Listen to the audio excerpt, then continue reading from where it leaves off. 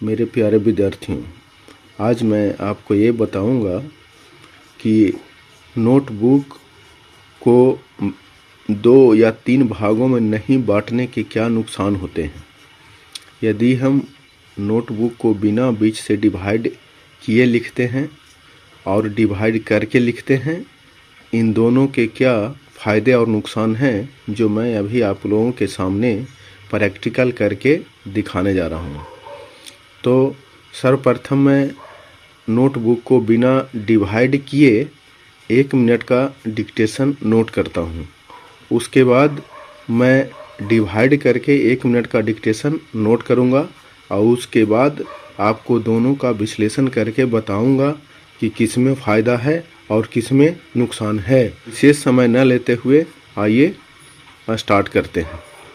सभापति महोदय, किसानों की उपज की आप न अधिक कीमत दे सकते हैं, न अधिक उपजाने के लिए जो साधन देश में उपलब्ध हैं उनकी तरफ आपका ध्यान जा रहा है। जो कुछ आप कर रहे हैं उससे कोई अच्छा भविष्य नजर नहीं आ रहा है। मैं यही कहना चाहता हूँ कि आप देखें कि आपके कार्यक्रम में कहाँ त्रुटि है, कहाँ कमी है। आपने कर लगा रखे हैं, आपने जो कर लगाए हैं वे तो लगाए ही हैं। हमारे प्रदेश में तो जमीन पर 25% ज्यादा कर भी लगा दिया गया है। इतना बोझ अगर किसान पर होगा तो उसकी कमर टूट जाएगी। स्टॉप।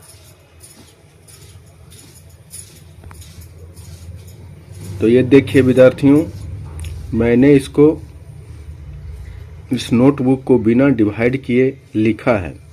अब आपके सामने इस नोटबुक को मैं 2 बराबर भागों में बांट कर डिक्टेशन लेता हूँ।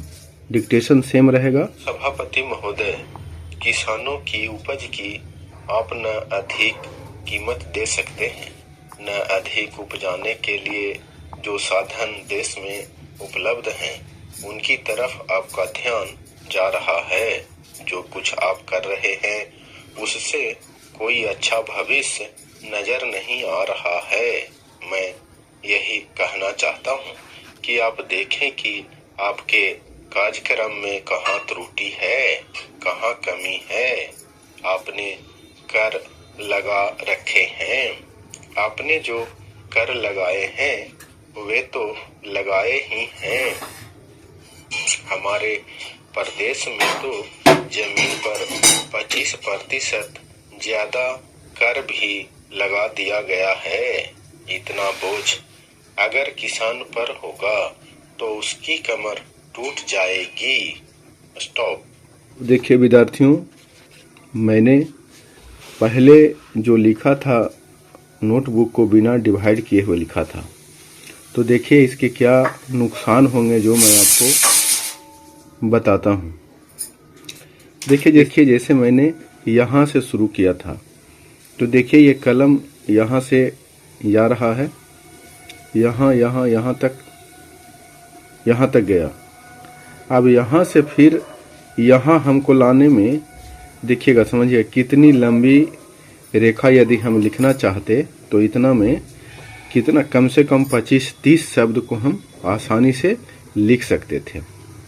ये सिर्फ एक लाइन की बात है। इस प्रकार से आप देखिए प्रत्येक में, क्योंकि हाथ उठाने में जो समय लगता है उतना दूर ले जाने में देखिए कितनी लंबी रेखा हम खींच सकते थे। और प्लस हाथ भी यहाँ है, यहाँ से फिर यहाँ ले जाओ।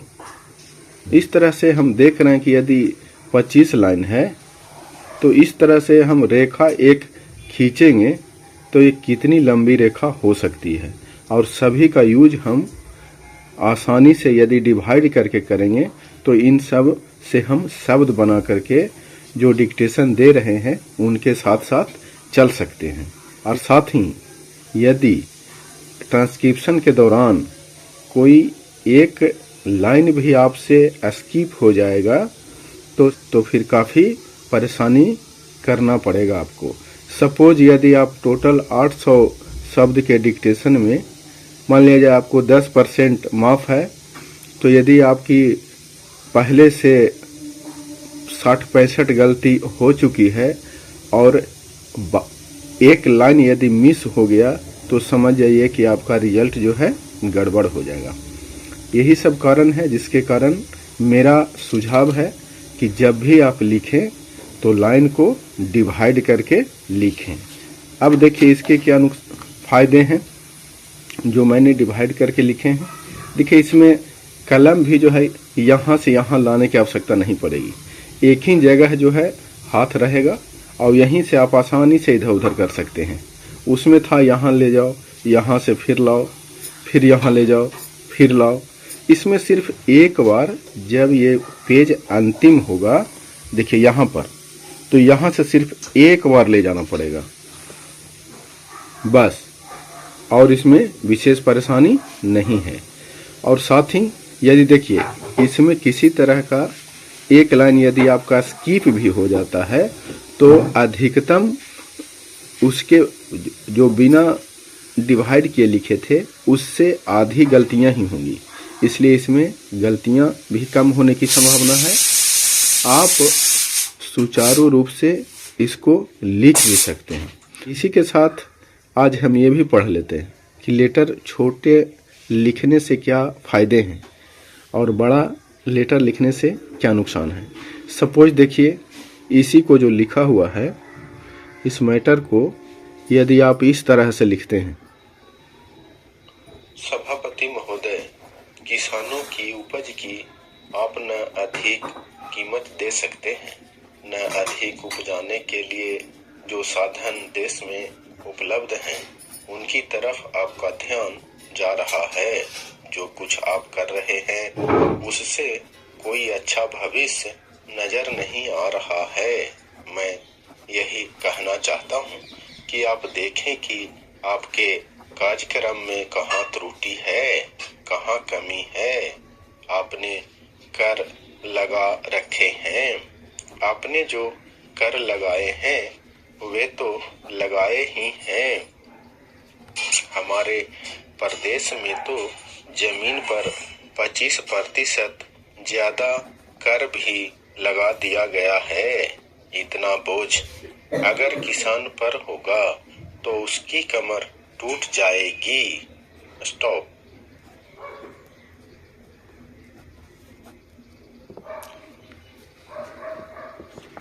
अब ये देखिए इसको मैंने लिखा है तो इसमें भी सेम है। ध्यान देने वाली बात है, जो इतना बड़ा बड़ा स्ट्रोक है इसमें देखिए 1 मिनट में ही ये आधी कॉपी भर गई। तो कहने का मतलब है, और इधर वाला देखिए, इसको भी देखिए हम आसानी से पढ़ सकते हैं।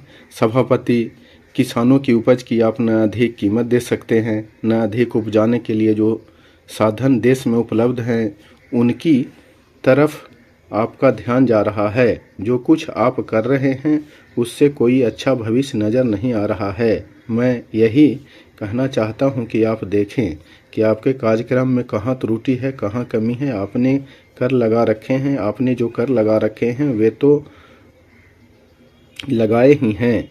हमारे प्रदेश में तो जमीन पर 25% ज़्यादा कर भी लगा दिया गया है। इतना बोझ अगर किसान पर होगा तो उसकी कमर टूट जाएगी। कहने का मतलब है, यदि आप इस टाइप से लिखते हैं, देखिए इसमें भी है सभा, इतना बड़ा लिखे हैं पति महोदय, तो इसमें जो इतना बड़ा बड़ा जो इसको लिख रहे हैं, इसी की लंबाई से आप हम देखिए इसमें सभापति महोदय किसानों की इतना तक लिख लेंगे। इसलिए बड़ा यथासंभव आप कोशिश करें कि छोटे लेटर का यूज करें, जो कि एकदम आपकी सफलता में सहायक सिद्ध होगी। और अंत में आप लोगों से एक रिक्वेस्ट है कि मेरे चैनल को सब्सक्राइब कर लें। इसी तरह के महत्वपूर्ण वीडियो मैं आप लोगों के लिए लाता रहूँगा। अंत में आपकी सफलताओं के साथ जय हिंद, जय भारत।